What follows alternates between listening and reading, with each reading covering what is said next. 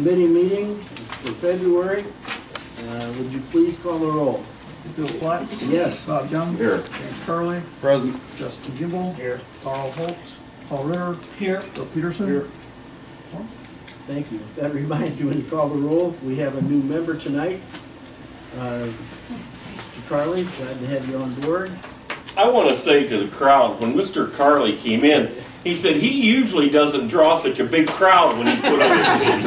So he was pretty honored that everybody came to see him installed. Welcome. Thanks. I was excited about We don't that. do this for everybody. We call a lot of people. Okay, approval of the agenda. Chuck, we got all these items? Do we have bills tonight? No, we do not have bills. We don't have bills. We'll take number 5 off. That always makes me feel good to kind of cut some stuff out. Is that it? That's it. Okay, motion to approve the agenda. I'll make that motion. Thank you. All right, motion made and second. All in favor? Aye. You have 2 sets of minutes. One that was in the packet of January 6th, and the recess meeting that we held right before the board meeting on the 15th. Let's do them together if we can. I think this second set you've got. Part of the packet I handed out to you. Yeah.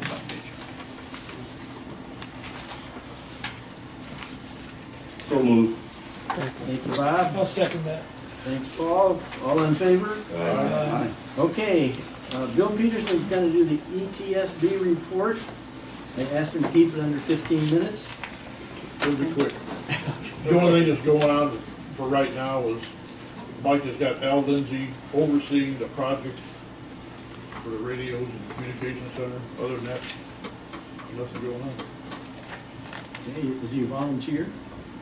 That wasn't discussed. So I don't know where that is right now. Okay, well, thank you. Any questions to Bill about 911? Happy about that? That's great. Okay, Chuck, go to zoning case SP 15-1-14, Stone Lake Estate subdivision.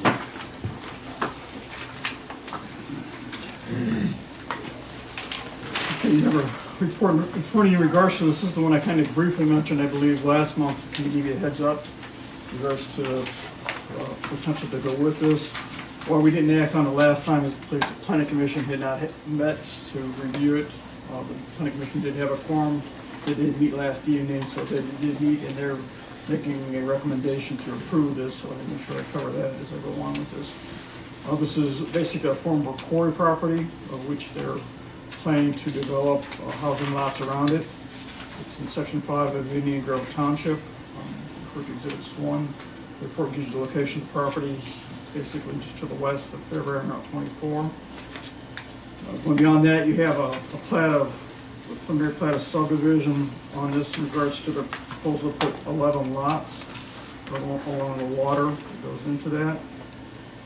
And then you have attached to that is exhibits 3 and 4, which basically give you some aerial photographs of the area and some of the development around that. The first one gives you the city of Fairbury clear to your right, and then it kind of shows you some of the core areas and where it's being developed at.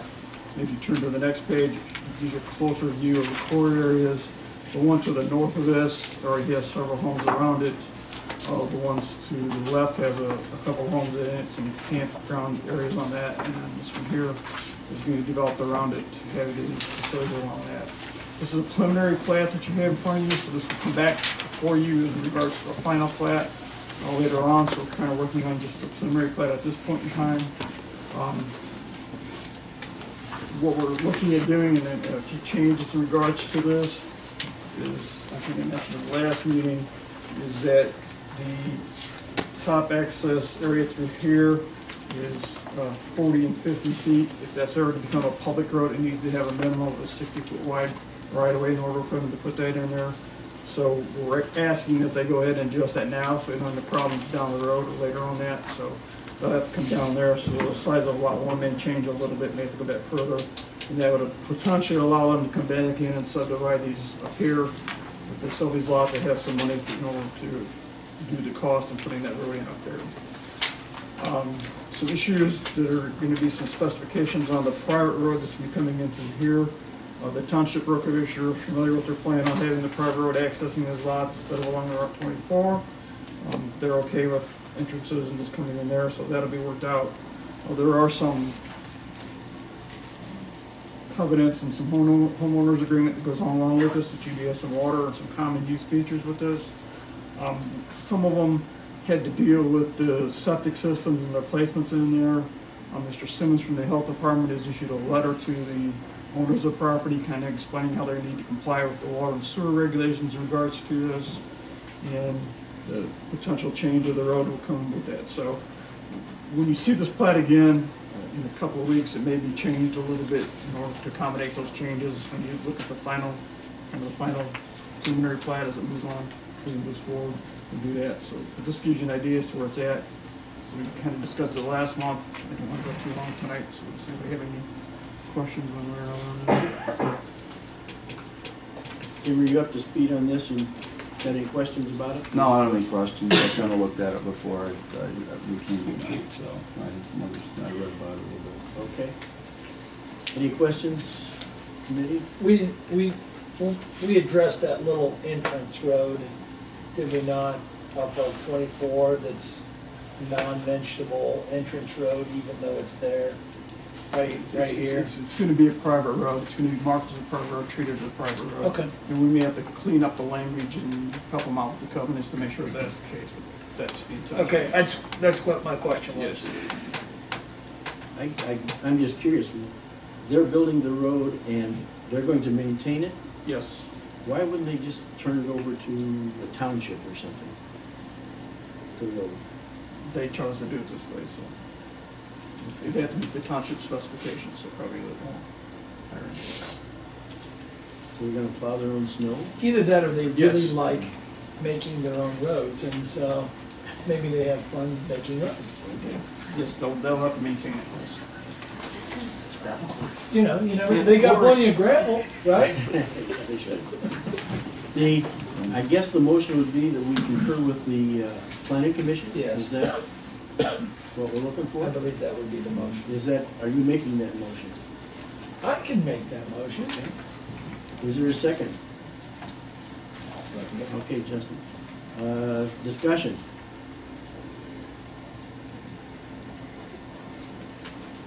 Seeing none. Hearing no discussion, all those in favor? Aye. Opposed? Okay. Livingston County zoning case SF 1-15, Dolman subdivision. This one's new to us, isn't it? This is new to you. This particular subdivision differs from the first one, and this is a final plat, so we're waiving the preliminary plat on this. The reason for that is because it's only a single lot, so it's less than 3 acres. There's no new roads involved, actually there's no new houses involved in this one. This is a proposal to create this lot of 1.61 acres in section 26 of Indian Grove Township at 22430 East Road, 500 North Road. If you read through the report, it's basically gives you the explanation of why we're going through this process, and I'll explain it a little bit in just a moment when I show you the photos and the plat to go with it. The first map just gives you the location of the property to the south, just southeast of Fairbury. And then what you have in front of you in the second one is the actual plat of the Dolman subdivision. I know it's hard to read, but I'll tell you what, I don't have bad eyes, okay. and I can't read a single. I understand that. So I brought a larger plat, which I'll explain to you as I go along through here. Bob, can I use your glasses? If you do me a favor, if you go to the last page, I have the area photo in regards to that. It's going to help a little bit in regards to this. In looking at this area photo, if you look at the 004 number there, you see the house right above the 4. The house on your plat is this house here, okay? So what you're seeing here is, on the area photo, is that they had created a housing lot off of a farm area of 1.61 acres. And then they had the adjoining house, which is this one here, part of the farm. As you can see, when this area was done, there was 78.39 acres. So that house is part of the farm at that particular time. Due to estate purposes, they're wanting to separate the houses out from the farmhouse and keep it separate. since we only follow Plat Act of Livingston County, we only allow one tract below 5 acres to be subdivided out going through the subdivision process. This will be the second lot for the larger plot, so it's easy for subdivision, only though it's one lot. So they're trying to create a twin lot where it's basically the exact same size as the existing 1.61 and make this here. So there is a house here, there is a house here, and they're just kind of cleaning it up. So it's two residential houses next to each other. So on residential lots, rural residential lots, there's no farmland attached. So they're separating the house off the farmland. Makes sense. Do either one of the houses own the property? They do. Well, they do.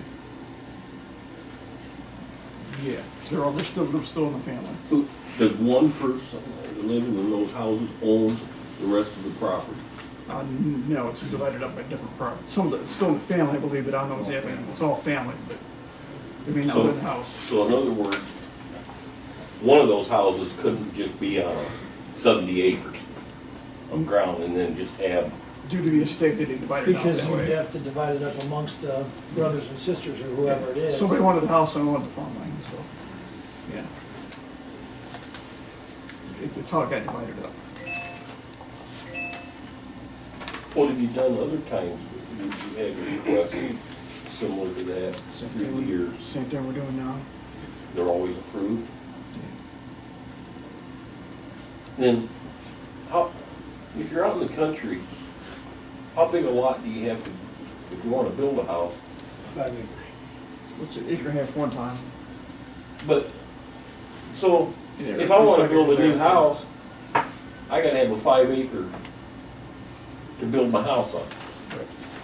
But here's Second time. the The second time you have to do 5 acres, right, yeah. the second time. The county follows the Plat Act. So you take the tract of land was the parent parcel, it's when it came into effect, first of 1974, an 80 acre parcel, just parcel period. After that date, you're allowed to take off one tract, according to the Plat Act, below that 5 acre requirement. In our case, we have a minimum of 1.5 acres, but that has included road right of way, so it gets it up to 1.6 acres. That's where you get to 1.6 here. Any divisions off the parent parcel after that, less than 5 acres, has to be part of an approved subdivision. So this is the second division, less than 5 acres off the parent parcel, creating need for the subdivision. So this will be labeled now as subdivision. Correct. 3 years from now, if it's subdivision, can another house be built on that same property? No, because you only have 2 tracts of land. If this house is demolished and they want to put another house to replace this house, they can do that. But you cannot have 2 houses in the same tract of property.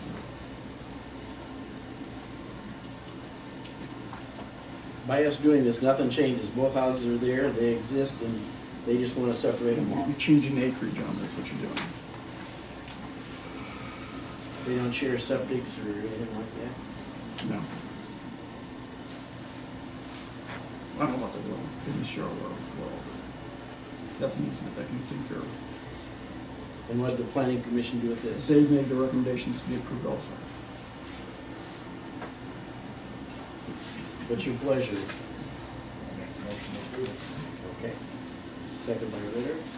Any further discussion? All those in favor? Aye. Opposed?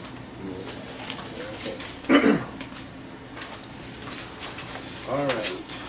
We're down to 2C, other considerations pertaining to the review of the proposed Pleasant Ridge Wind Energy Project Special Use. I guess I don't have anything for that one either unless anybody has any other comments in regards to that. I don't. I guess we're down to the solid waste report then.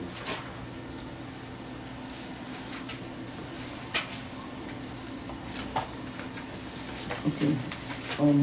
You have the synopsis of the landfill documents. It's part of your report, and I do have copies of them if you like to look at them, if this report was taken off of. I just looked this one last month, so we're down to just 1 month instead of the 2 months we looked at last time. Basically, just fairly general reports. There's some end-of-year reports in here. In regards to the first one is the consultant CEC. I gave some, again, extending some review time with the EPA.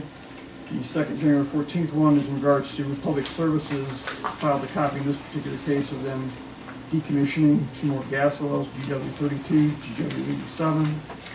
The third one is their December 4th quarter NPDS report, which is similar to their past reports. The January 15th, 2015 report was their private well sampling results, which was similar to their past results on that. And, sure. We got 2 new board members, Yeah. and I don't know if they know some of your abbreviation. I understand that, and because I was trying to think if we had a meeting down in the future, we could take the bulk of that meeting and discuss it at that point in time instead of trying to loop it all together, so I'm not real sure. I guess to point out the private well sampling results is that there's one area well that continually comes up high in fluoride, and we have no known reason why. It's a natural occurring chemical, but for some reason it kind of keeps coming up high, has for years ever since they tested it. That's an interesting one with that. Just a briefer issue is that the CEC is the one of the consultants with the landfill, and the landfill has a series of gas wells in order to extract the methane gas off of it to produce energy or to be burned off as they go through that. And then, so the wells are mentioned in regards to that. The next one down is for CEC. This is in regards to just their detection and monitoring wells, which are on the perimeter of the landfill, where they do some detecting of the lower gas limits in those areas. 311, which is well we mentioned last month, also indicated some higher detections with this, so we continue to take a look at that one. Beaver Blues Consultants is somebody you don't see very often at the landfill. They've had some reports here. They did a lot of the reports up to the Streeter landfill.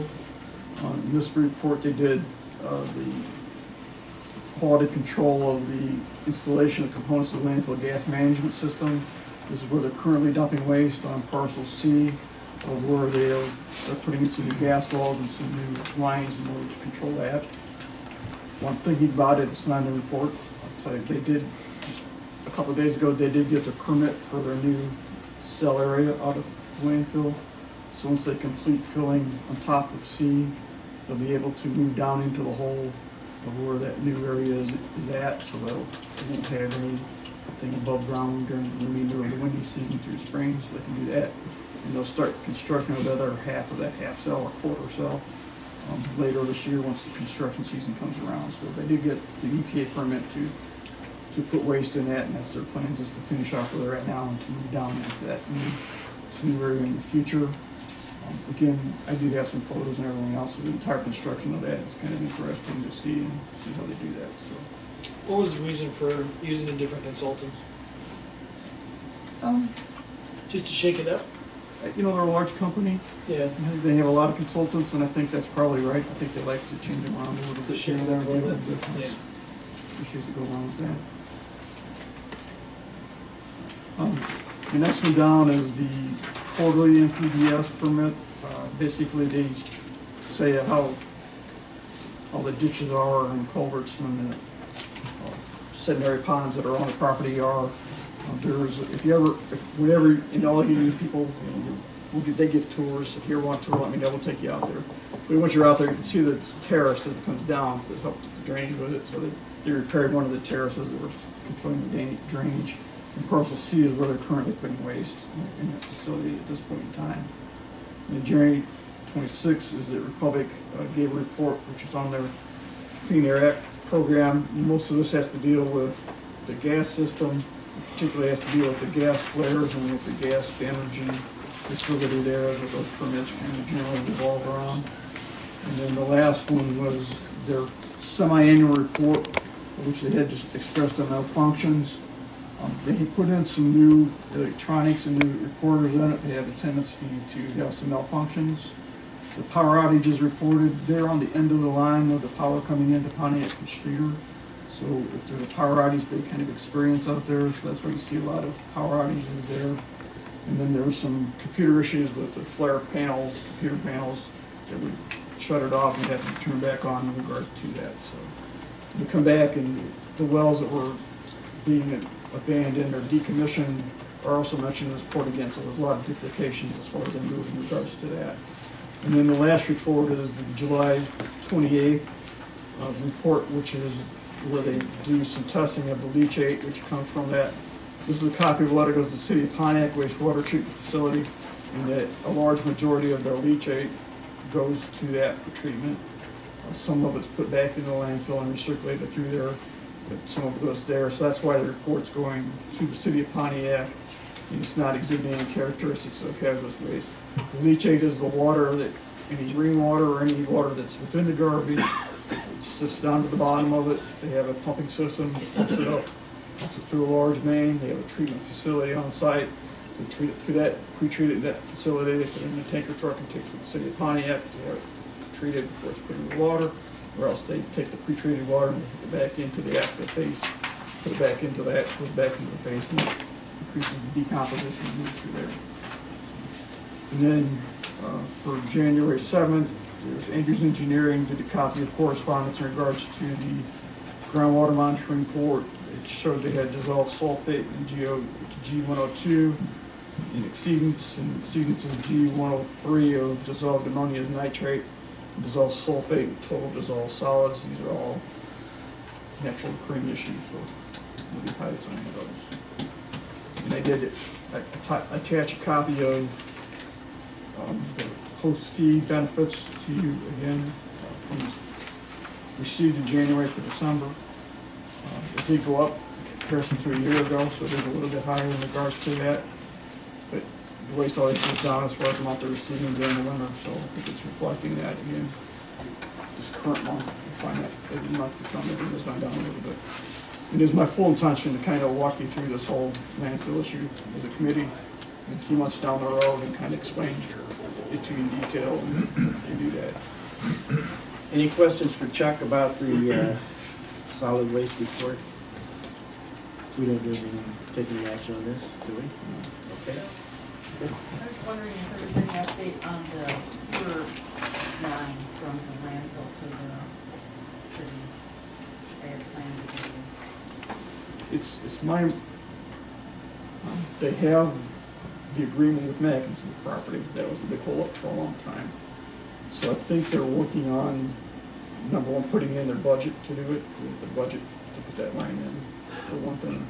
And the other thing is they have to complete their agreement with the City of Pontiac, and I don't know if that's been completed or not. So it's still there, it's further along than it was, let's put it that way. Having a lease agreement to put it across the property of the diagonal makes a difference, so that's the. So there's no estimated date when that's going to There's be? no estimated date, no. Any update on Hoosier? Yeah, Hoosier is a company who operates the gas to energy facility out there, and they inherited the air permits from the EPA from the previous operator of the facility, which was RTC, which went bankrupt. And they've been negotiating with the EPA for several months, and they've come to an agreement that they have to formalize at this point in time, where they can start operating it. They've sporadically operated it during this period where they had negotiated out the concept and all the details within that permit, and now they come to an agreement where they can start operating it. If they're not doing it now, it'll be in the near future. They can operate full-time instead of sporadically, so they have worked that out, I've been told. Anybody else? Okay, we are down to continuation of the process of reviewing the county's wind energy ordinance. I hope y'all brought the packet that Alina prepared a month or so ago. Jim, you're looking like maybe. It's here somewhere. I do not have mine because my daughter took my vehicle and my whole book bag is in there, and so if we have another, I will gladly give it back because I have this. We're gonna have the capability to put it up on the screen. Yes, So- the dog ate one. Yeah. I've heard that before. So ironically. We'll just put it up on the screen so that we can go from there. The one thing if you'll humor me, I numbered the pages, starting with 1 as the cover. How about taking a minute, everybody, and doing that? It'd just make it a whole lot easier if we start with the cover. And if I did it right, the last page was 32. If I didn't, you'll let me know. Is yours done right now? Yeah. Can I have it? I'm gonna need to look at it. I won't give it back to you. I just know how to make copies.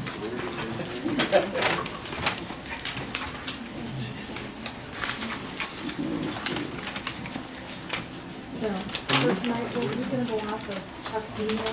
Yes, we are.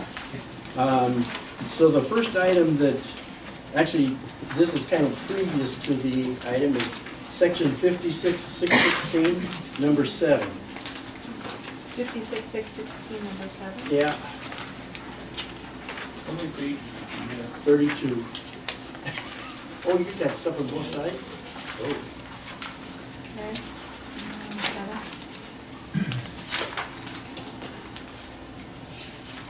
I'm gonna have to turn around so I can see that. I incorporated in the green highlights what I believe that you came up with last month or where you ended. Yeah, And then I included that it came from your committee and what the date was that you discussed it. that's what's in green? Yes. Okay. No, like green, you tell me and put another down. Okay, that's fine, thank you. I think there's some That's just straight. question too this last month as to what was actually meant by some of this, and Judy's here now, so maybe she could Okay. clarify on some of those subjects. Number 7, I think the key words are visual simulation. And we discussed that from 4 viewable angles. I had some thoughts about that. I'm gonna share them, and then maybe Judy can jump in here, or certainly the committee can. If this would be the responsibility of the applicant, I think they would take pictures that made the proposed wind farm look really nice. And if you were an opponent, you'd take some horrendous picture looking up at some huge thing that was right over somebody's house. So I don't think we gain anything from having pictures. I think you can drive out to Odell or down to Bloomington, and you can look at all the windmills that you want to. And you can probably get an idea how they'd look in whatever location. So I'm not really sure that that really proves anything. I saw Judy come in. I lost you. Right from I'm right here. Oh, I'm sorry, I Yeah. couldn't see you past. Sitting in the front row. What was your thoughts here? Well, I think we've had that in some applications anyway from, Chuck, you can chime in here. We did it for the first application, Street Key Ridge. The Yeah. reason we did it, because we didn't have any wind farms in the county at that point in time. So Yeah. it's created to kind of And give you kind of helped viewers what pick it the was. spots where they would simulate from, right? You had some by Odell and some. Well, just to continue on that a little bit here, is that the last month, this conversation went into, did you want 4 views for every turbine? So, Oh my or God. 4 views from every house, looking at every Yeah. angle from every house, or, Yeah. Well, we did, yeah. I don't know. I think there's probably software out there that can make you think you're flying over the thing, or something too. So you could, there's simulation software that will simulate lots of things, so. But What Bill's trying to say, does that give you a true, I'm not sure you I'm gain trying much to by learn having the this. picture. well, we hope the companies are. so what was your intent of this? I mean, was it 4 views of the entire project, or what was your intent of writing? Well, sizes of projects change, as we can see, so, I don't know, I'm just thinking, they ought to be, like you said, now things are different, aren't they? We actually know what they look like, Yeah, we do. so. Okay, now I'm interested in what the committee thinks.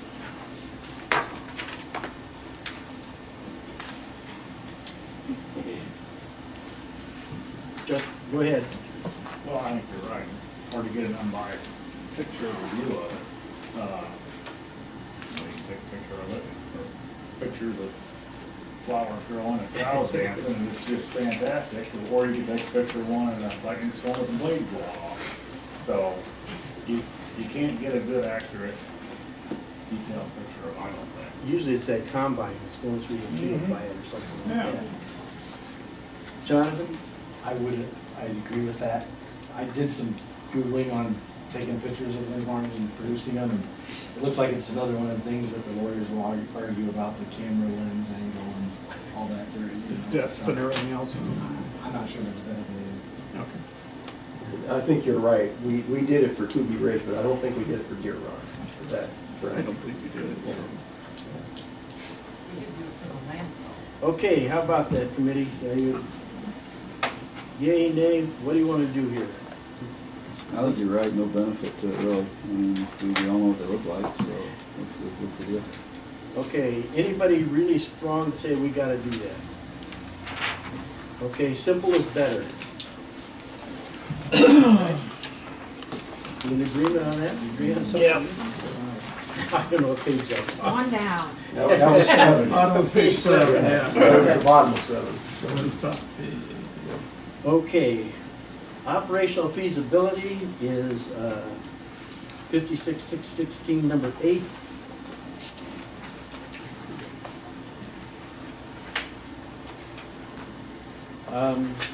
I thought about that one to some extent too. I'm the chairman, so I guess I get to go first here. If anybody objects, we can do something about that. I'm not sure that. Well, I'm not sure I know what that information is. And there again, if I got it, I'm not sure I'd understand it. And I would probably have to hire somebody to tell us what it said. It would be, I'm sure some financial genius and lawyer would put it together, but I'm not sure I know what that is. You want me to talk now? It's your intent, it's your intent too, so. Well, given that the funding sources can come from a lot of subsidies and stuff to build them, you could wind up with we know they're not gonna build it if they don't have the money to build. But going forward, some assurance that they will continue to be financially and operationally feasible, it would be. And if you have to hire an expert to Well, what would it, read it, what could they tell you? Wouldn't there be a number? I'm just asking.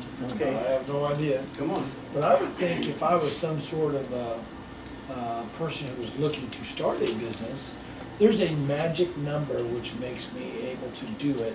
And so, number of hours per X at this speed, there's got to be a number that says, yes, this is economically viable, and no, this is not economically viable. I would think. I just don't know. I'm a high school teacher, so I have no idea. No, you're right, there is, but it's confidential. I mean, that's business confidential information. You don't give out, your business plans. So they could tell you that it is, but they don't have to tell you the numbers. So, yeah, What? The actual financing is really interesting, and it's pretty complicated. But a lot of the income that's going to be realized over the course of the project is going to be monetized and used to build the project. I haven't seen this type of language, but I have seen ordinances that include a requirement that the applicants demonstrate that they have a long-term power purchase agreement, because That's number 9. That's really kind of the linchpin, I think, for a lot of these projects.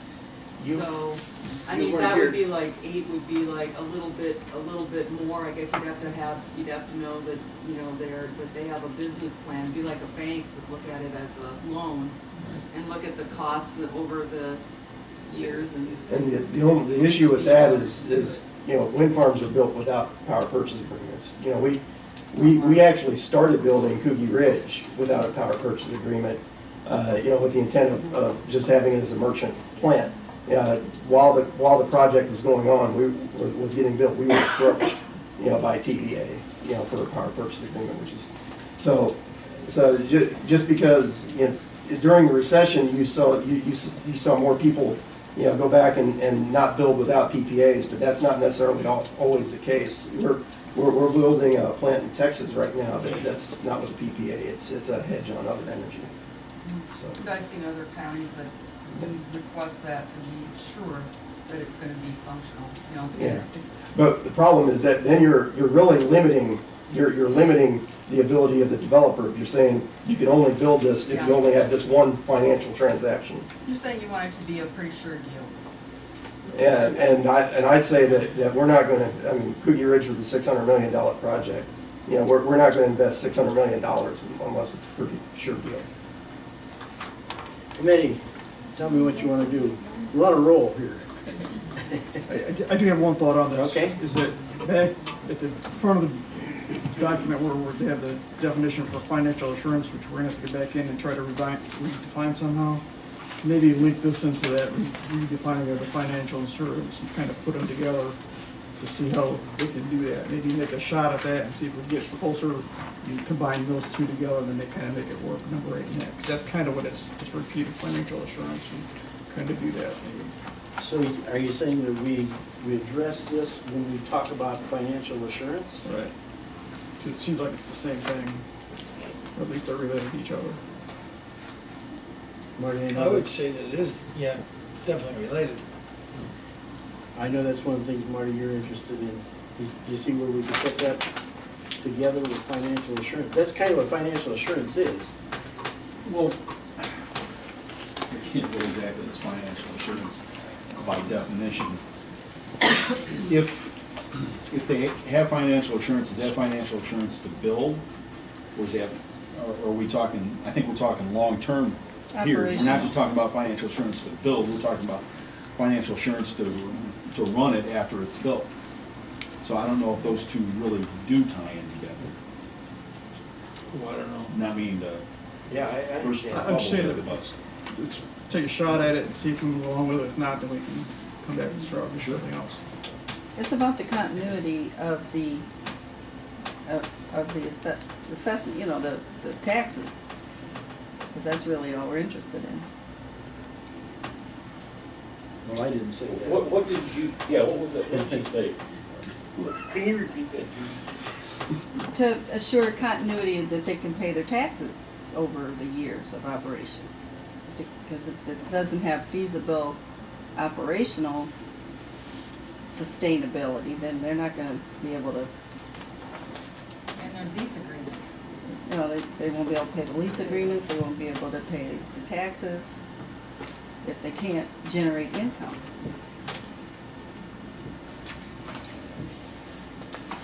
Would we treat any business that comes into the county that way? We've got I saw today that Governor Rada approved a marijuana farm up by Dwight. Would those same assurances be requested of them as well? Well, then they're gonna get money for marijuana? What? What did you say? You mean, they'd have to show that there is a market for their product? The state I think the state's gonna make sure they have a market for their product. I think there's Well, more. There's plenty of But what market I'm for their saying, product. where do you take this is all, you know?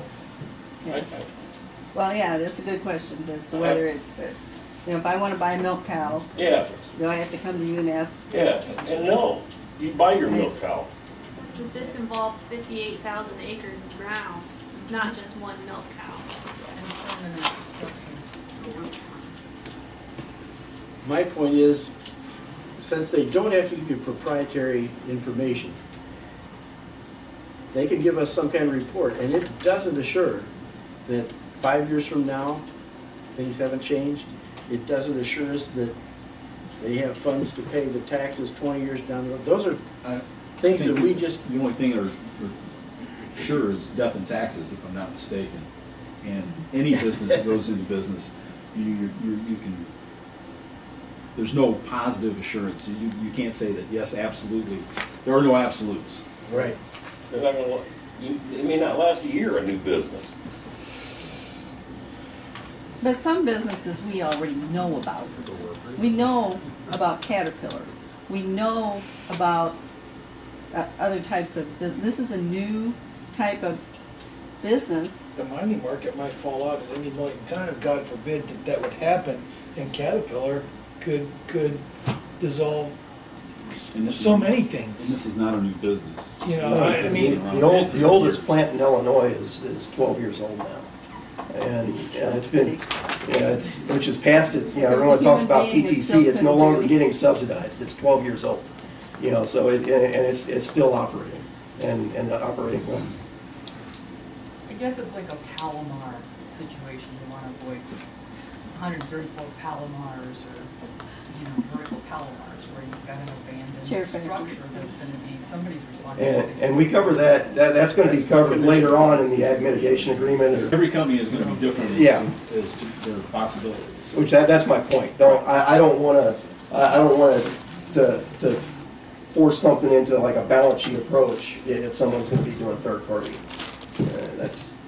I don't know how we're gonna get there because your financing is extremely complicated on these things. I've seen how they're financed, I've seen the chart of the financing, and I realize how difficult it is to get there, so.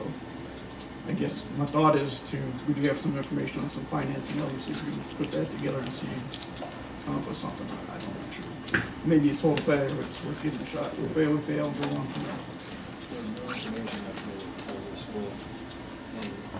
I think, Alina, I think your wording is good there. We're gonna review this in conjunction with redefining financial assurance. I'm not sure the two words operational feasibility. Maybe those aren't the right words for that. Maybe some kind of assurance for 8 and 9 together. But I don't see us asking for power purchase agreement as part of this. If you have an extra comment on number 9, okay. Instead of giving us evidence of a power purchase agreement, maybe if they provide us with a plan of how they plan on marketing electricity. If it's going to be, because that's going to be somewhat public knowledge as to how you're doing it. So it doesn't have to be detailed, but it's just an operational plan. An operation, who you're marketing it to. Yeah.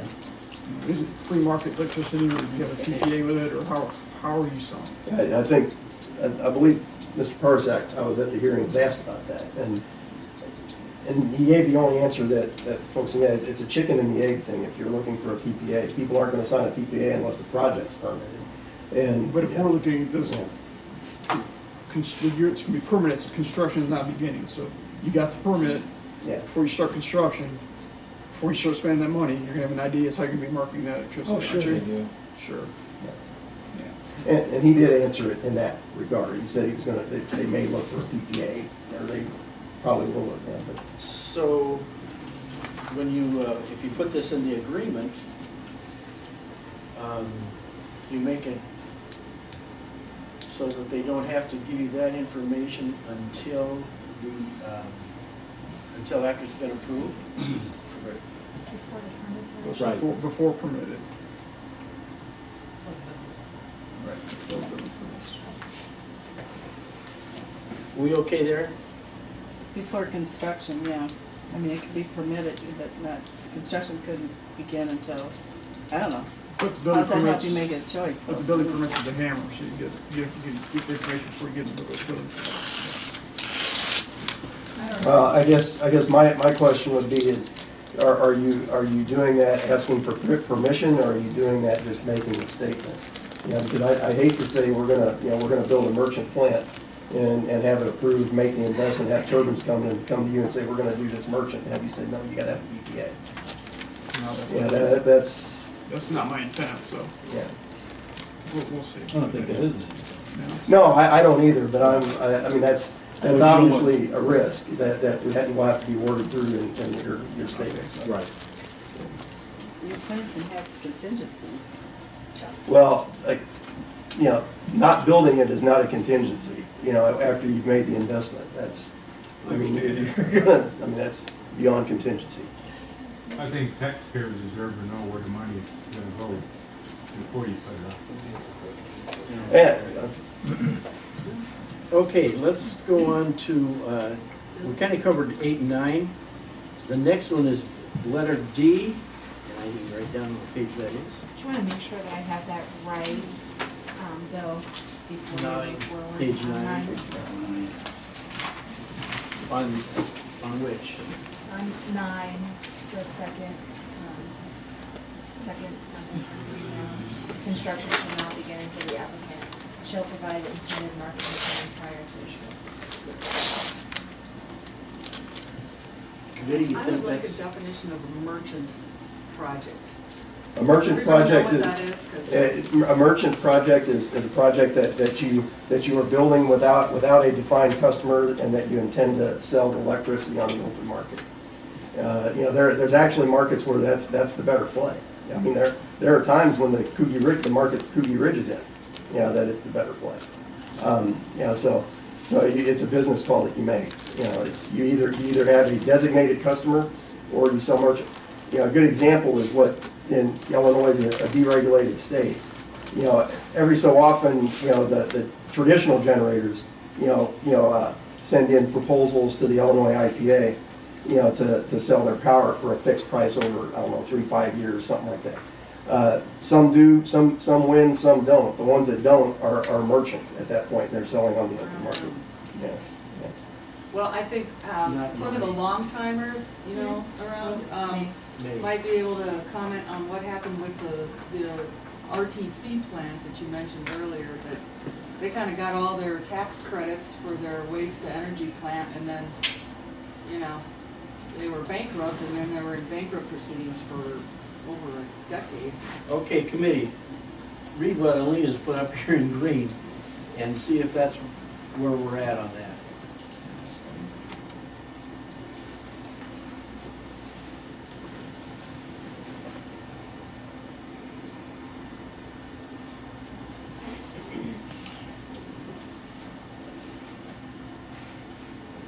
So all they have to say is they're gonna sell it on the open market, and the permit won't be held up, right? Well, I think if they're planning on selling it on the open market, they're not gonna start construction until they have that power purchase agreement. See. But No, that's not what he said. Yeah. Yeah. Said, right. He said that he would, that in some instances, they have a plan to be a merchant plant, that they don't have to have the power purchase agreement. No, So if that's the case, then you would plan on being a merchant plant, or you would issue a marketing plan that says that I intend to sell this on the Yeah. open But when market. you started construction, you didn't have it sold yet, did you? Well, at the time, we were intending to run it as a merchant plant. But that's what you would say, Yeah. and then it says here, the county acknowledges that the marketing plan may change based on market conditions, because that's what happened, right? That's just what I said. Yeah. Okay, what do you think? Fine, All right? Thank you. Okay. Let's see, where did we?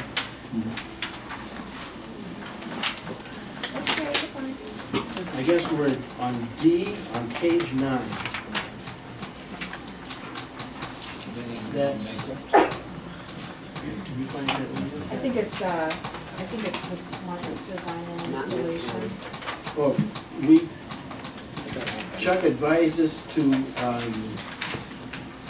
Skip on skip the property property value. value guarantees from Yes. 19. The zoning board did, and it's my understanding that there's gonna be a property value expert come in on February 10th, I think, is gonna come in and discuss it, so let's get all the information on the table and see what's out there. Okay, so I think that you're here and, Okay, yeah. in the warnings. We were on D, weren't we? D, page 9. Page 9, the county retains the right in its discretion. I'm gonna see, I've got one on the list that you have here. Which section are you? Section, We're right after the property value. Oh, it's after property value. Same. No change? there. Right there, yeah.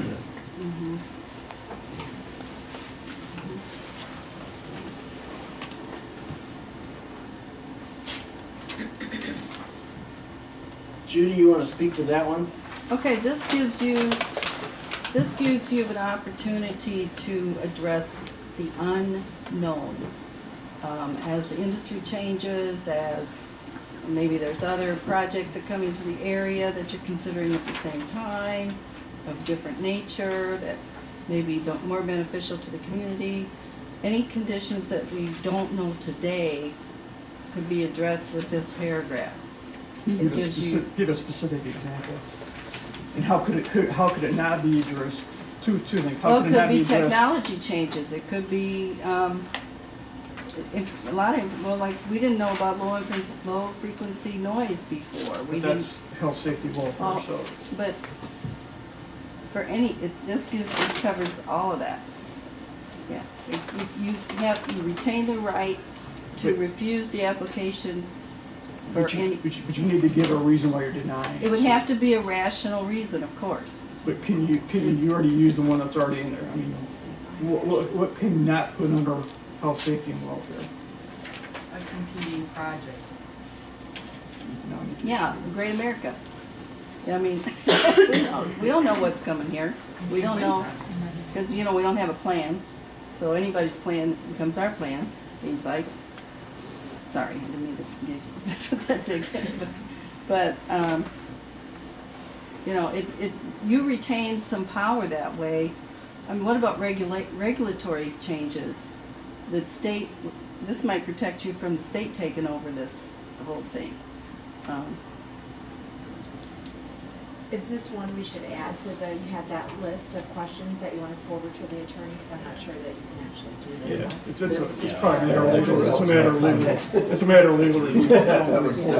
This helps you address all the unknowns in the future. You don't know what in the heck might be I should have pointed also that under out, consideration. that, after our last meeting, we thought that's a whole nother category of items. Items that we're gonna refer to legal counsel to find out if they're legal to do. And I was gonna write that over there, thing, but I forgot to do it. Alina, or Chuck, let's start that list someplace. Darn. You're good, this guy. Got that up there already. Okay. So is the point we table it pending that, and then it Yeah. comes back out for discussion? Yeah, Okay, then that's the thought. I'll leave any of my other There may comments not until be any then. discussion. Huh? There may not be any discussion needed after an attorney. Yeah.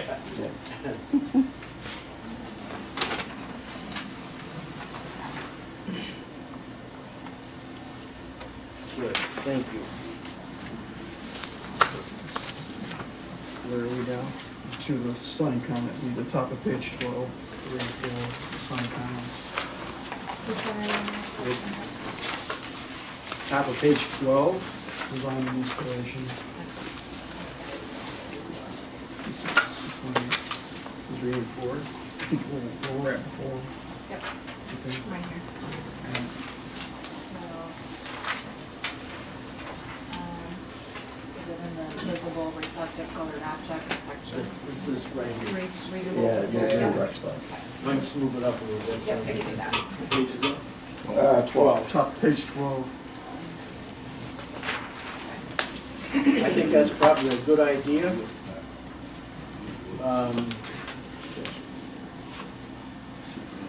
Both of those probably are things that are necessary.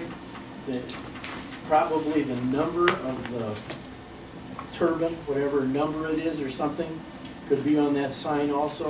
Now, we already do 911 signs. Now, the warning thing, that we don't have it, could be, but but each entrance road has a 911 sign with turbine numbers. Are they at this road Yeah. at the end of the, They're at the entrance. Yeah, it's beginning of for, the access road? yeah, it's for EMS access, so they know in case there's a problem. And then I drove, on the way here, I drove by Cookie Ridge just to verify the emergency contact sign that you're It's talking there. about. Yeah, that's what we have, what you're talking about. On each, No, this, I jumped you over to 4 here, the sign in front of the O&M building. Yeah, so. And I guess, going back to number 3, I mean, you have a warning sign at the base of each turbine or at the bottom or at the door? I don't think so, but I can ask.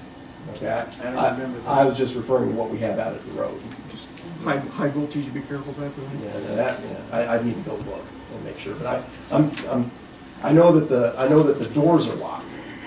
The front doors are locked. Yes. But you don't want people to get that close either. We'll stick with your own insurance. Yeah, and I don't want to, I need to look. I need to look and verify. But that wouldn't apply to the Yeah. farmer. Who's farming that ground. what would you apply? He can be on that access road. Sure. They've got to work the ground, Yes. so, I mean, Is the wording okay? We could talk about warning later as long as we can have the attorneys propose something if you It just says reasonable. Are we clear that it should be at the entrance to the road? It says that. except for farming operations. It doesn't say that you can't go there, it's just warning people that you should not go there. So, and I think the farmers already need to be cognizant. Farming, you got fertilizer. Yeah, those kind of things too. So, but they need to be aware. Just nitpick wordsmithing. I say reasonably instead of reasonably.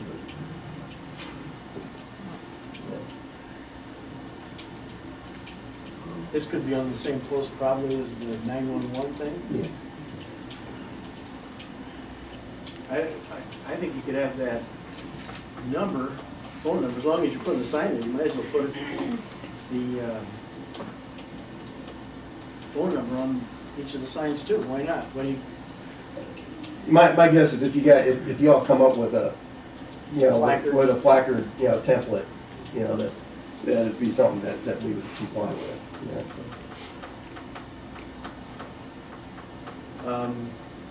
You think that needs attorney review? I don't think so. No? Okay.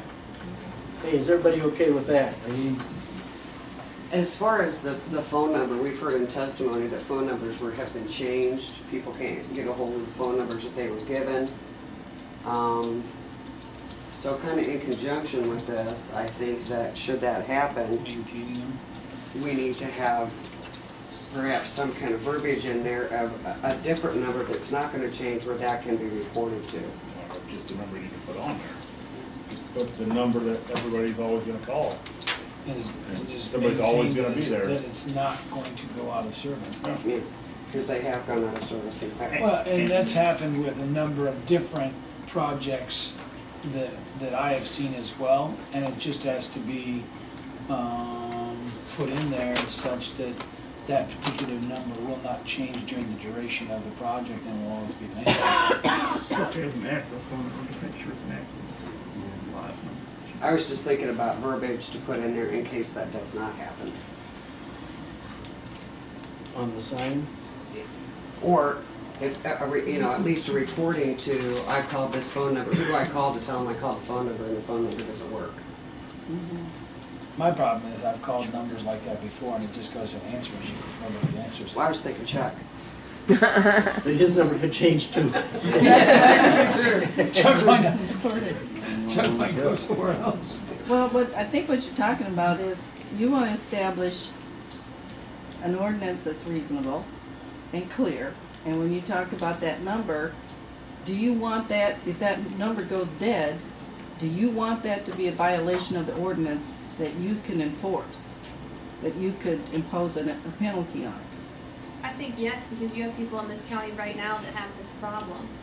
they've tried numbers that were given to them by these companies and then they don't work anymore. And they've tried to contact the county, but it's not the county's Okay, responsibility. Chuck, how about that? What other provisions do we have for, Like I said, just add a word like it's make sure it's an active phone number, and then if it's not active, I guess it's a violation of the ordinance. and what happens then? It's up to the lawyer to figure it out from there. Couldn't we put a fine in there? That's later. Notification, time to cure, Yeah. sort of thing. But if you're gonna do a fine, Only more than 4 or 5 million. yeah, I was gonna say, you gotta do, if it's gonna be a fine that, it's gotta be a fine that, I hate to say that, but if you're gonna have a fine for something that costs you We have an enforcement $100. area? I think there's a section in here where that I talked Perhaps that about. ought to be a separate section is enforcement. Right. And, I was just throwing it out. okay. I sent you an email. So you could add the language to the end of that says, must be continually active and maintained, At their cost. that type Yeah, of thing. yes. Section 625 is remedies. There's already, I know that there's already a requirement, I don't know if it's a special condition or if it's part of the ordinance about a 1-800 number. Yeah. Yeah, It's a condition. Yeah. I think that where we got, Yeah. we didn't make something clear last time is not just a phone number during the construction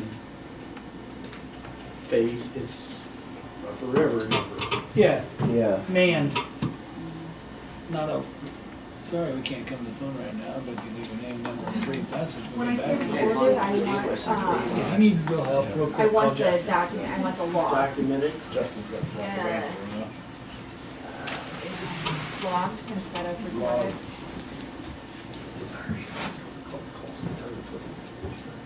Well, my question is, if the number goes bad, let's just say that happens, and somebody's saying, well, then they need a fine, so then you fine them, then why are they gonna, I mean, well, how do we turn the number on again? I don't know, are they gonna turn the number on again, or are we gonna make them change all the signs to a different number? I mean, there's gotta be some condition, just because you fine them doesn't mean they turn the number back on, or give you another number, or the number's wrong on the sign, so how are you handling it?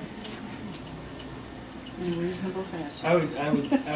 I would say that if that number is no longer in existence, then all signage for the entire project has to be redone. At their cost. At their cost to that Yeah. point. Anytime we made it. Well, it would seem like any wind farm company, there ought to be a number Sure. somewhere that's always active. Just like trucking con. If you see Right? me losing, I mean, There call should 1-800. be, but I've never gone with the never and always theory. I don't know. Well, Yeah. but more reasonable assumption that, Right. now, is the number out at the Yeah, it's- yard, is it correct? Yes, it's an 866 number. Now, is there always going to be a live person answering it? Yeah, that's what I was just asking Dan about, just to verify. I think that it can go to voicemail, but it's watched very closely. I mean, because we gotta have some assurances of Yeah. that, I think, as well. And I think the comments that no one could ever get anybody was another wind farm project, west of here. Where they were having problems. You're gonna read the green area here, Which one, 3 or 4? number 4. Were you gonna put in there about changing signage if it did? That's what you That's mean by why discuss. continually, must be changing- continually active, maintained and logged. Maintain to take care of that, right? Yep. And when I So say when do log, you I. people get yeah. back to, after you get a voicemail, how long does it take for them to get back to whoever called? I'd have to, Pete will be here next month and we can talk about that. I mean, I think landowning will actually be here in March, so I can't tell you exactly, so. Are you talking about emergency number or? Well, it's both, it's emergency and complaint number, but it's an 86, it's on our sign. An emergency never goes to voicemail? It's a, Emergency call 911, Yeah, how about maybe we that? should- Well, that's what Call most 911 people if do, there's but there are fire. people who don't think that way, but yeah. Put that on there too. What about real Look if the letters be emergencies? that tall. What? For real emergencies, like, 911. our 911 guys, if it's a burning, like the burning nacelles, they can't really do anything, can they? Aren't they just supposed to Well, they maintain have a to perimeter? notify somebody. They just can't say They can call thanks. that voicemail. They can isolate the area, When and we get back to they would have a response to it. Okay, we okay? Group. Okay. Where to next, Chuck? Setbacks. Setbacks, okay. All right, this is a little more difficult. If you'll stick with me for just What a page is that? page you're on.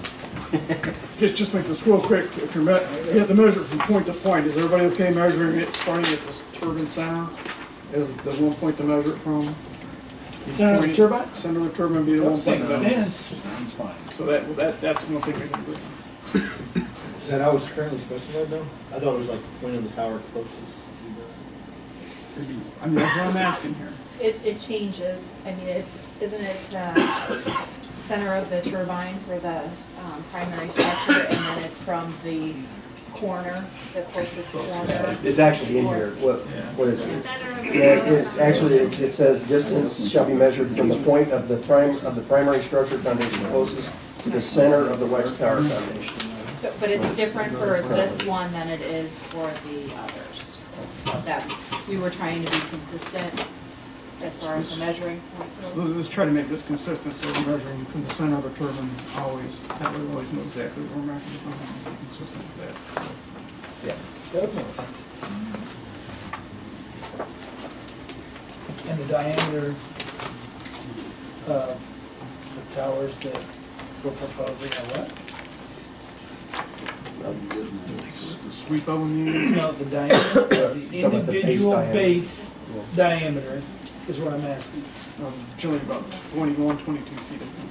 So at most, you could be off, if someone measured to the center versus the side, the most you could be off was 12 feet, 10 feet, 11 feet, 11 and a half feet, whatever.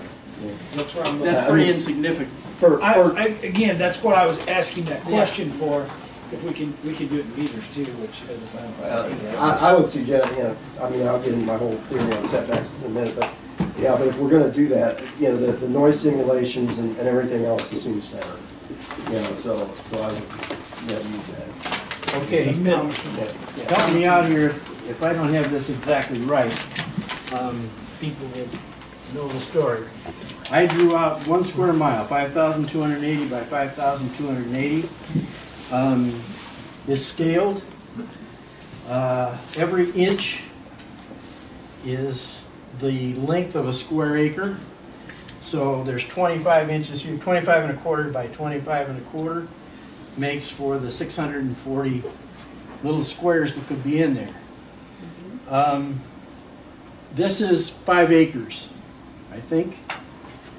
And those 5 acres, I guess, would be placed, now I'm talking about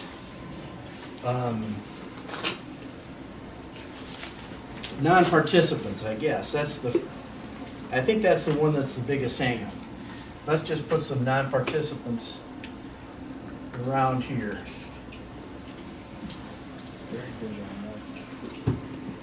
He's a teacher. That's why I said he's not an art teacher. No, but he's always very visual. He's got my artistic ability, yes, he's straight edge drawing.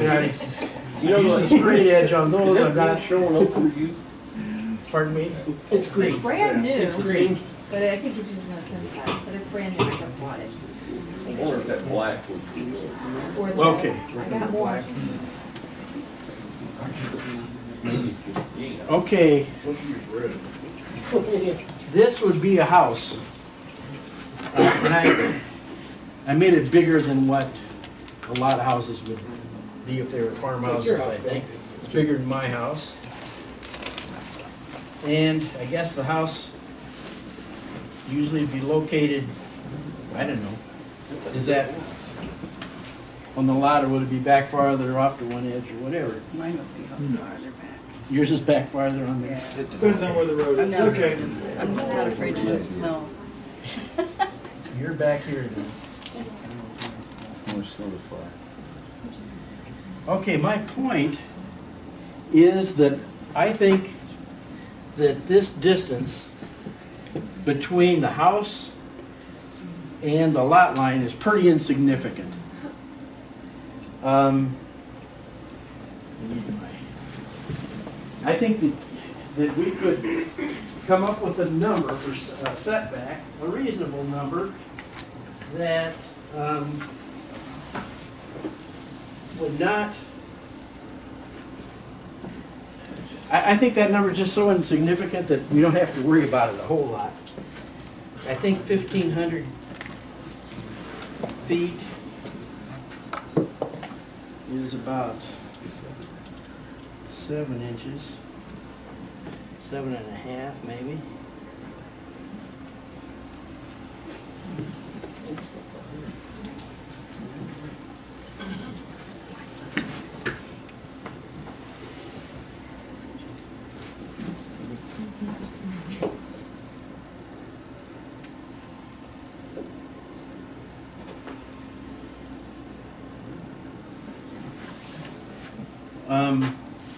That's 1,500 feet.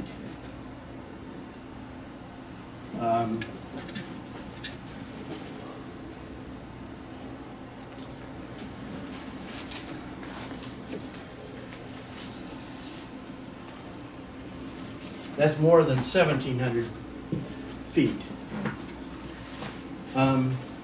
That's not a great distance between the two. And if you're worried about this, I don't think that's significant. In other words, if our distance is 1,500 feet now to the property line, to the house, add another, I don't know, 150 feet or something like that for that distance. Depends on if you're trying to get close to the 15.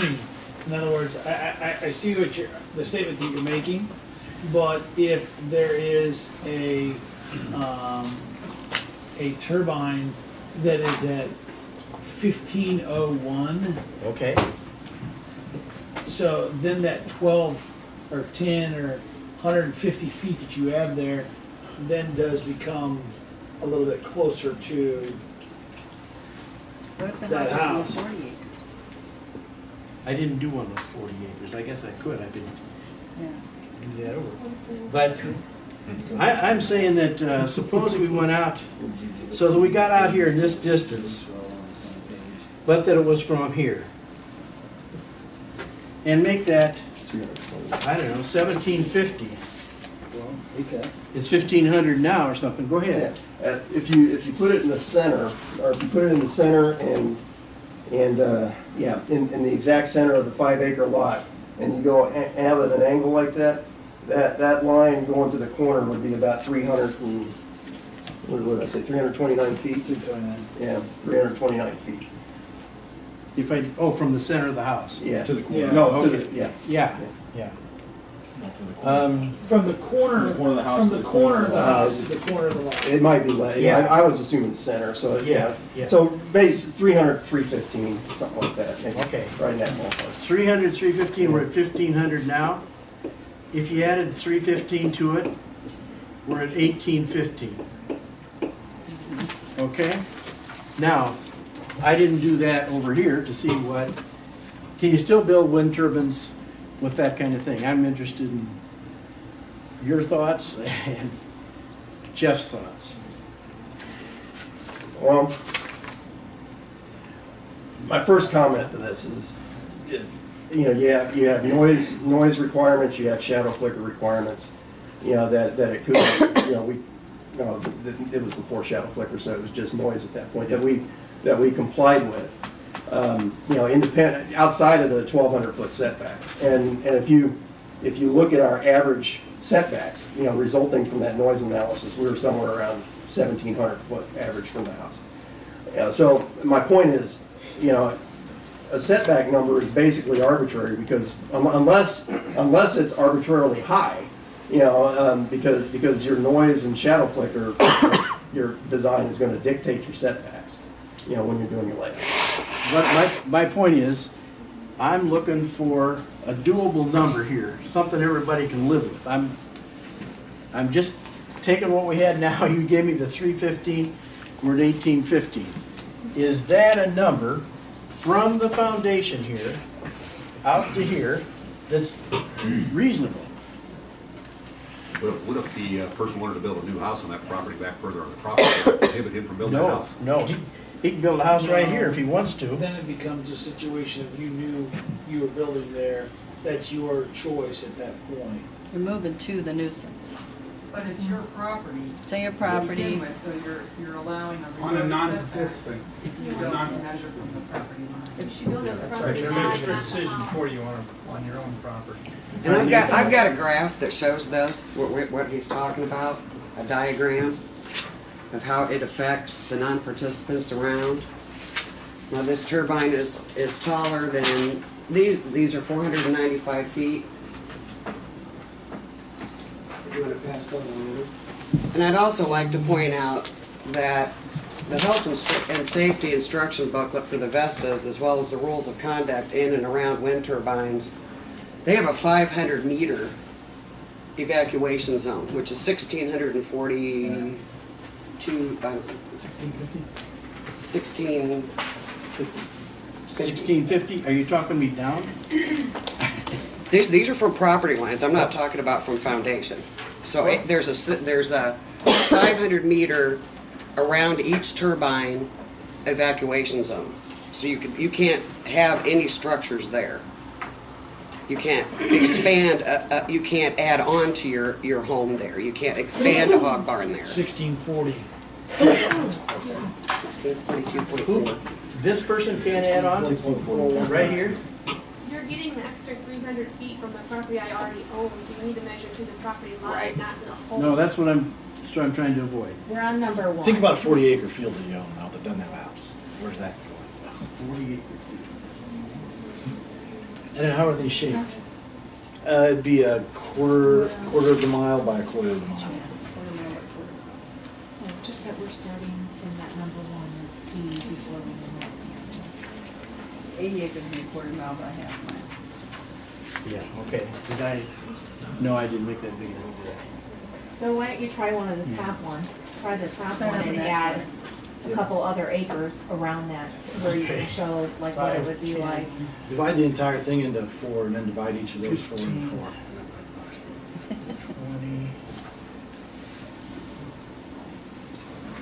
20. I got 20 acres there, okay? Do that again.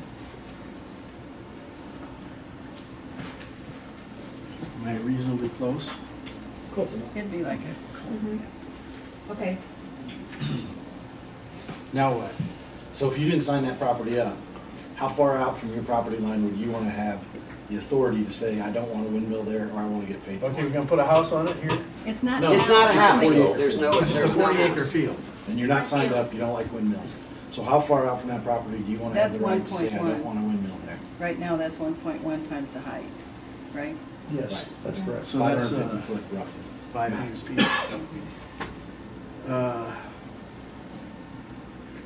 Let's see. So how many feet have I got there? 1320 acres, quarter, it's 1250. And what did you want me to put, 1,000? Well, the current setback around there would be 550 foot. Radius? No, just around. It's from the, put a dotted line around From the property edge. around the perimeter of the property. Am I hitting it close?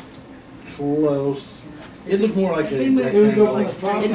It'd be more rectangle. It'd be like a dotted line outside. Yeah, you go from every side. Like along the road and stuff like that. Well, it's from the edges of the property, so it's not gonna be a circle. Right. How far out? Well, you should be able, should you not be able to take from where your first line is And go straight down. I mean, This one? No. No, out To the outside. right, keep going. Loop. To the Out outside, straight, make yeah, a that's fine. dotted line, yeah. Right And then the corners would be round. It wasn't sure. Right. You probably do that, right? Okay, it's close. there, right, Chuck?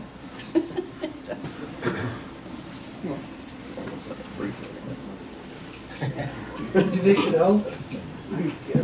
I'm just trying to get a number that we can live with. 1 mile?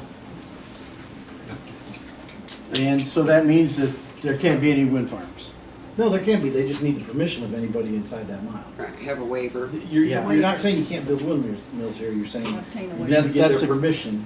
That's extortion. Where there's not 4 houses in the It's not really extortion. It's asking for Well, some permission. The neighbor agreements are extortion then. Yeah. We're not trying, Explain that. all we're trying to do is I'm get trying to get him to explain a how that's distance. extortion. I think the question really is, if you've got a property that has agreed to put windmills up, adjacent to the one that hasn't, and that one that hasn't planned to put a house on that property in the corner that's really close to the windmill that was already agreed upon by different neighbors, now they can't put the house there. They can, but it's not what they want to do. they're not prohibited from that, I don't think, if I understood No, your If they're question. willing to take But the if But risk. it's an unsafe zone.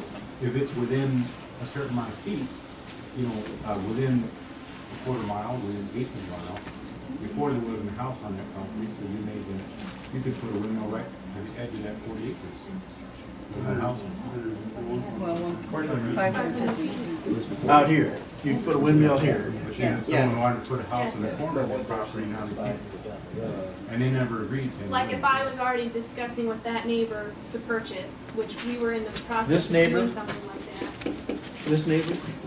across the way, and then we didn't have our stuff in, now, that guy's can't sell us his property to build a house on, even though we were already talking about that, because you're now impeding upon his property rights with that turbine.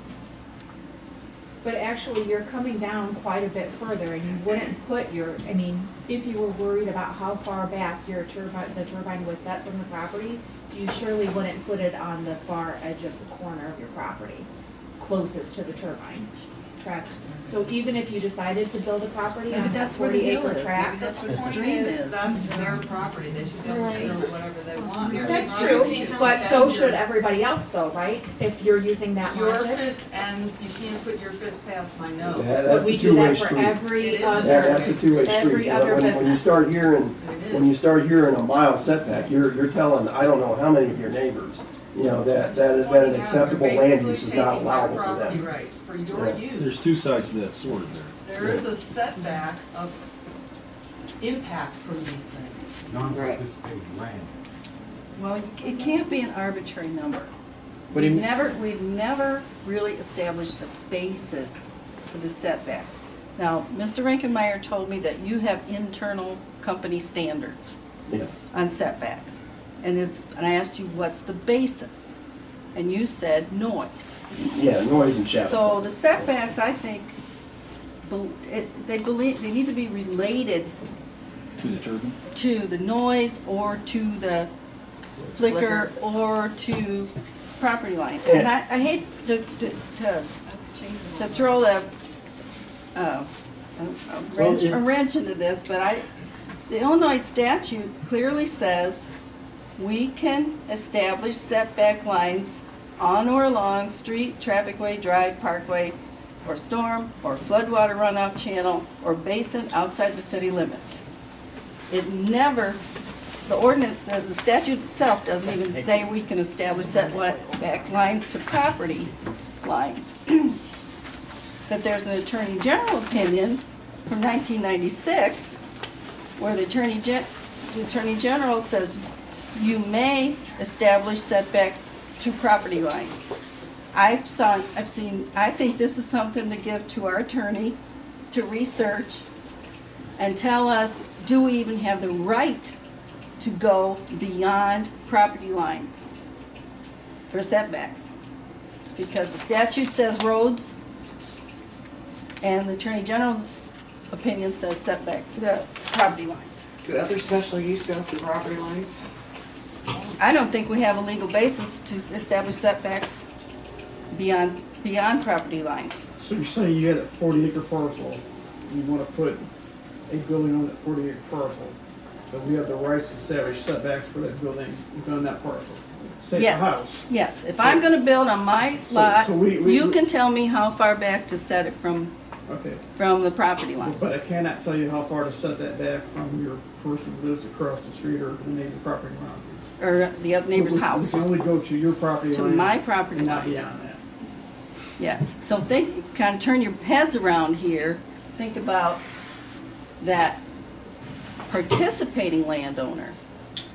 And where should that be within his property? Because isn't that how you permit grain bins and barns and everything else? You say it's gotta be so far from the road, it's gotta be so far from the property line. Within the property of the applicant. Which we are in part doing with this, because it's 1.1 times the height of Yeah. certain property line, so it's already being done. And there's a reason, and the basis is what? Falling, right? Yes.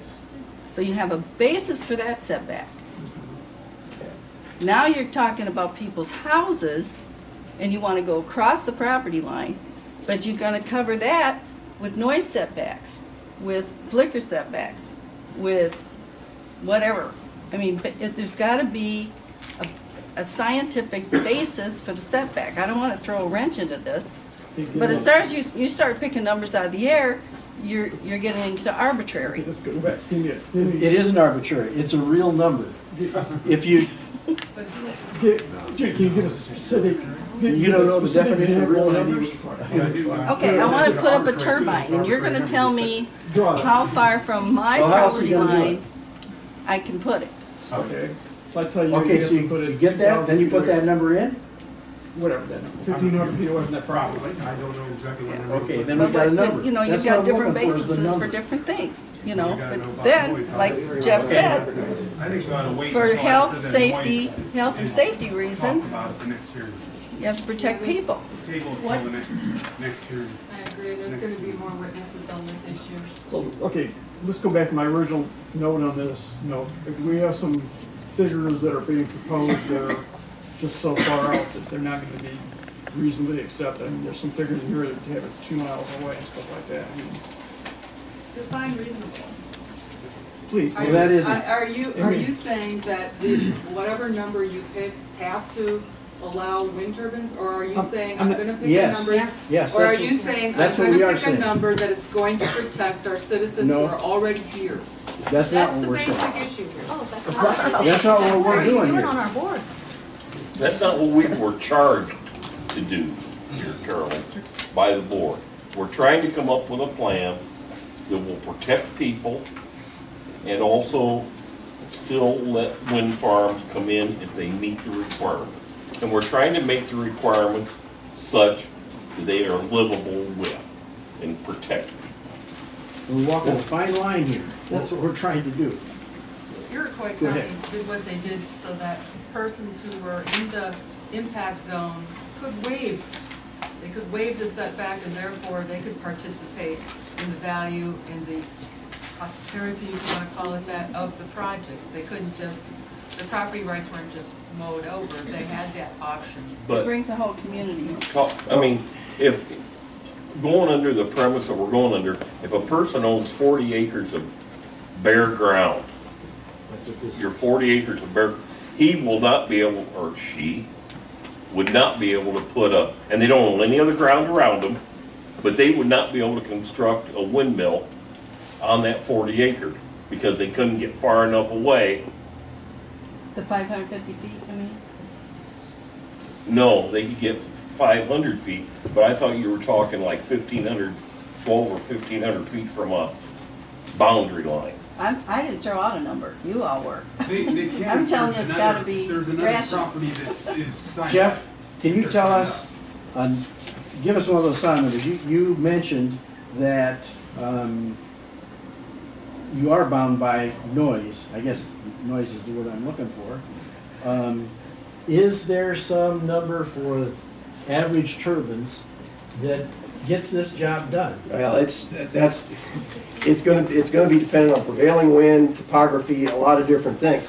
You know, my point is, kind of echoing what Judy was saying, is is that if you set objective standards, you have your noise standards, you have your shadow flicker standards, and you have the public safety, and you have the EMS communication, and you have all these other things coming in, factoring in on setbacks, and you comply with that. I mean, that to me, that is objective. Okay. Anything, if you start establishing numbers, it becomes arbitrary.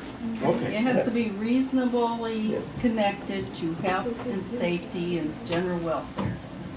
And that's all going to be brought, more information is going to be brought into the hearings about this, so I think that this is kind of premature And about it can't, setbacks. yeah, you can't. Talking about setbacks when we have more stuff for the ZBA to hear about all of it. Whether it's, the setbacks are determined by sound, or flicker, or a number. So I just kind of think we're premature talking about them right now because of what's been about to come up. This isn't related to Pleasant Ridge. This is the whole county. We're trying to write this. But evidence will be coming out. Evidence will be coming out to talk, that we can use to talk about this. To make a more informed decision. Okay. Is that, Jeff, I think I understand you that this number isn't such a big deal because if we comply with the noise standards, that's already determined. Well, there may be cases where the noise standard allows you to be closer to. My point is, if you establish a number, out on the far edge, I say average at Coogee is 1,700 feet, so you make it 1,700 feet. The average at your next wind farm is going to be bigger than that because you've set an artificial and arbitrary, minimum, based on it. So what I would advocate is we deal with this objectively and lay these out according to the objective standards that are set, which would be sound and shadow flicker. I'm gonna start calling it sound, by the way. So. Or anything that affects human health. Bill, I listened to all this, and why don't we do as Becca suggested, which I think is reasonable. If there's gonna be testimony on these issues, let's wait and hear it. We'll hear the cross-examination of it. Then maybe we can make a better decision. It's not gonna hurt anything if we have to wait another month to attack this. If we're better off in a month to attack it. Can we agree on that? Is that? I'd like to talk first. Oh, you want to talk? If I could. Sure. The one thing that's important to remember is there's homeowners and there's landowners. Currently, there wouldn't be a wind project if the landowners didn't participate. Like, we don't ever want to make rules that say, if the wind company follows these rules, they can come in and build a windmill with no permission from any landowners and no permission from any homeowners, right? That's not our fault. We want to make it so that when they get permission of the landowners and hopefully homeowners in the affected area, that they could then build their wind farm. We don't ever want them to be able to say, well, we met these rules, so we're going to put a wind farm here. We own this 120-acre field, we're going to now do it. So it's all about participation. So we've handled a lot of the landowner participating. Obviously they have to participate to get a turbine on their property. What I think we need to do is increase the setbacks in order to bring homeowners into the equation. Currently, the setback, which for the current project, Pleasant Ridge, is 1,200 some foot that they're required to do to homes. That doesn't even come into play because they can't even get that. They can't hardly get under 1,600 foot without hitting sound limits. So our current setback is less than. We could obviously increase that, Okay. and it wouldn't even phase the project. So what we're really saying is, you need to have landowners signed up to build your turbines. We also should say we need to get homeowners in the area signed up also. Because you wouldn't have any of these people complaining if the Invenergy had to come and get all their permission to build the wind farm first. And it would double, instead of just talking to the checkerboard pattern of landowners, they'd have to talk to the homeowners in the area. But you're talking, doubling their work, maybe tripling their work. They just gotta knock on some more doors. They'll find the people that will sign up for the right amount of money, they can still build them. So what you're really talking about is how far back do you want to protect homeowners? And like you know, Bob Young lives 4,000 some foot from a windmill that he showed me one day, and he said, this is a windmill that's close to my house, and I can hear it in my yard, but it doesn't bother me. Well, my question is, if they started moving that in and in and in, at what point would he want to say whether it can move farther, and at what point would he say, I want to get paid if it comes any farther? 4,000 foot, I think, is maybe reasonable. We could say around that distance, they could build it without getting a permission. But when you start getting closer into the 1,200, 1,500, 1,600, 2,000 foot, I think you need to start getting the homeowner's permission. Okay. And this is what the distance does. I was kind of looking for some numbers, but I understand what you're saying too. Now you got the other thing too, is they're not all gonna be 500 foot tall. Okay? 3 years from now, they could be 800 feet tall. So We why, restrict 500 foot. can you still generate, how many megawatts do you generate off one? The largest in the Mononkin and Coogee are both 2 megawatt turbines. Okay, so can you have multiple smaller turbines to generate the same amount that aren't as volatile? They're less efficient. Yeah, you're you know, the cost to generate. I mean, there's a reason the cost of wind has gone down a lot in the last 5 years, and part of it is taller towers, you know, part of it is larger blades, and part of it's, you know, more efficient transmission. You know, but that's you know, when you know, people talk about costs, and I always say costs have gone down. You know, that's why. You know, so I don't see towers getting shorter. 800 feet I don't see either. You know, there's other issues when you go above 500 feet. So. That's what I was getting to is. The first one right now, and it's you know, there's FAA rulings about going above 500 feet. That's starting to get into airspace. You get into engineering and physics of them after that too, don't you? Well, yeah, and that's the other biggie here is logistically. You know, logistically, the amount of base that you have to put in for something that tall, you know, it becomes much more expensive, and foundations are a lot bigger. I mean, there's a point. There's a finite point that you're going to build on. Not as big as it's going to get now. It's getting close, but you know. But That's what I'm technology saying. has changed that has allowed you to get to that point, correct? So from yeah. the beginning, 12 years ago or whenever it was, technology has changed to the point that has allowed you to get to that point. That's correct. Yeah, but logistics, you know, logistics, you know, township road bearing, you know, different things like that hasn't changed. You know, and you know, you're starting to, you know, get to the point where, you know, things are very heavy, and you know, it takes a lot to bring them in. Okay, what do you want to lead to put for setbacks? To discuss further To be after- revised later, to be discussed later? To be further discussed. Pending evidence, yeah, pending Pleasant Ridge evidence. And related to What about property values? noise and It's on our attorney list. new pictures in succinct sentence. Okay, I didn't know that. Yeah. At the conclusion of the hearing. Well, okay. What I wanted to say was, talking about the homes affected, right? So the Pleasant Ridge project, I have this chart here of number of homes and distances to the project. If we just picked a number here and said, okay, you had to get permission of everybody within 3,000 foot of a turbine, right? To make this exact project that they're making now, with no changes in the footprint, they would have needed to get 208 homeowners' permission. I'm guessing some of those are already participating landowners, so they'd have to get an extra 150 people's permission to handle a 3,500 foot setback. So if by increasing the setback, we're not saying you can't build it, we're saying you gotta ask these many people. The current setback of 1,500 foot, 0 people need to be asked permission. 1,600 So- foot, 2. So The way that you get those people to sign up, same way you get landowners signed up. You pay it? You go there and you pay them. Offer them money, tell them how great it is, convince them it's gonna be quiet, convince them it's gonna look great. How do we respond to that when we get other applications within the county, things that have a direct effect on other local landowners? We're an agricultural district. Obviously, if somebody puts in a hog farm, a cattle farm, those things have an effect on other property owners, and we don't ask their permission. And they Grants the won't. landfill The did. only setback that goes to the They did not. homes foundation, the only other one, is under state law and it's hog farms, and it doesn't seem to be working all that well. No, it's definitely not working very well. So we need, to- I mean, I understand what you're saying, but we can't tie a landowner's rights. And landowners that have signed up for turbines, they have rights too. And we can't tie their rights to what their neighbor says.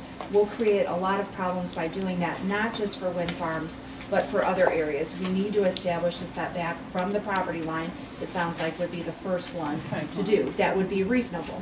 Because if you have a property up there, let's use the first one, and that's, okay, say we have 5 acres, and another landowner owns everything else in there. The rest, they own the rest of the 35 acres. The one landowner Up here. hostage. Okay. That's right. Should the one homeowner, the one landowner who owns 5 acres of that property be able to tell the gentleman who has 35 acres that he can't build that wind farm there? Yes. But you don't do that for anything else, and that's not right. We Well- can't do that. This is a different situation. No, it's not. It really isn't. So do you think it's okay that, like in the California Ridge one, that like Ted Hartke had to move out of his house because of the noise? That's perfectly acceptable to you. If 10% of the people that live among us have to I'm not move gonna out- argue the Harkey situation Okay. at all. I mean, we all Close have the bridge different views. I understand what you're saying, but different people, I think, do have an effect. I just don't think, and I'm fine with setting setbacks, I just don't think we can use the logistics about getting permission from neighboring landowners, because we can't do that for anything else. We can't do that here. We approved 2 projects tonight, 2 subdivisions, and we didn't ask the people in Fairbury what they thought of that, or even the people a half a mile from that. We didn't ask them what they They've thought. talked to us though, so we knew about it. They have been talking to their neighbors. They themselves have talked to their neighbors. That's not something we even discussed though. But I do notify half a mile out too. I do send notices out at least half a mile. As you do with wind farm applications. Yeah, we didn't ask them if they had the financial wherewithal to do it. But is it damaging their health? Are we talking maybe 2 different things? Maybe we are. Maybe Well, what I'm getting, we're talking about setbacks, but we're also talking about economic incentives to homeowners right. that are so close. Seems like, is money gonna correct some of the, gonna make windmills more attractive? If you live 2,000 feet from a proposed tower, but you get $10,000 a year because you're a homeowner, does that make that windmill more attractive? I would venture to say you're going to find people in this county that are going to say yes. Well, They've done studies on that, and we've actually studied Streeter County Ridge on that. no, but my, I think Jonathan's point was. but my that that's what question these people- is there a point where the setback, if the financial incentive is enough, the setback goes away? Yeah. Well, isn't that the waiver? Isn't that the waiver aspect? It sure is. You set the setback so far from the property line, but you allow a waiver. In other words, if Well- the wind farm company does get permission from the landowner and there's a financial incentive provided for him to do so. But that's what I'm talking about, Alina. I mean, we've got our setbacks, you know, can't we agree on what would be a reasonable setback if the payoff was great? Maybe there could be a payoff if you're in stages, if you're 1,700 feet from a But we can't require that the wind farm companies enter into agreements with those other landowners. We can't require that they do that. Why? We, I mean, we've been You doing that. can't write an ordinance that prohibits a reasonable use of the land. Okay, I'm sorry, You Judy. can't write an ordinance that prohibits reasonable uses of the land. Nor can we require any 2 parties. We can't require you to enter into a contract with anyone. Right, yeah. Right, but like, that's the whole idea of the waiver. But that's the whole Well, variance. and that's For what me I'm to saying, avoid but I'm that. saying that we cannot set a dollar amount to where the wind farm Right. companies, if you pay and they enter into this agreement, that's not gonna work. You could just say that they could waive it. You set the setback at what you think it should be from the property lines, and then allow for a waiver up to a certain amount. And then Yeah, obviously, variance. in order to get that, maybe they're getting some type of financial incentive to do that. I would agree, but I suspect that the current property line setback is 1.1x, and I think we'll be No, I off think by we're- a factor of 10. Okay, so I would say that most people would agree that it's not 1.1, and the other half would agree that it's not 10.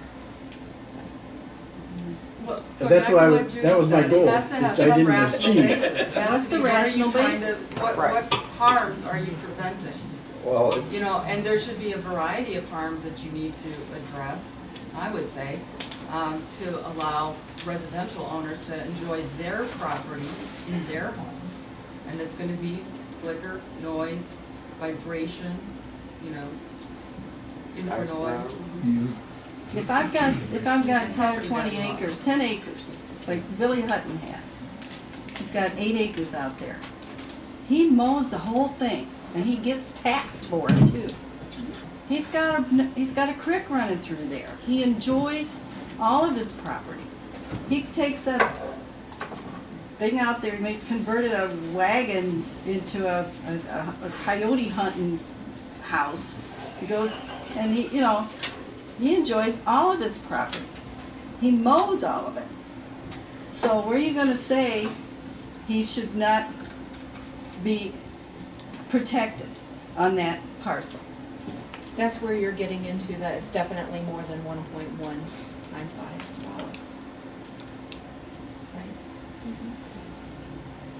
Nita, are we done with the discussion of this for tonight? Can we do one more thing, on a Okay. positive note here? Okay. Go to the bottom, page 13, the end of all of the Okay. setback distances.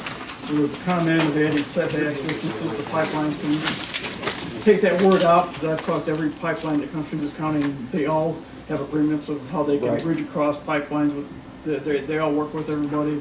I've talked to all the safety people, let's just eliminate that and take that out of here right now and kind Yeah, of each pipeline has their own. finish on the Yeah. prior one, bottom of page 13, bottom of setback. Bottom of the setbacks I'm on under one 13. section, give me the Two. section. It's, yeah, here. Section Two. 2 under what subcategory? H. They have the standard 45, but yeah, they're all. What are the words you My question is, so we have embers.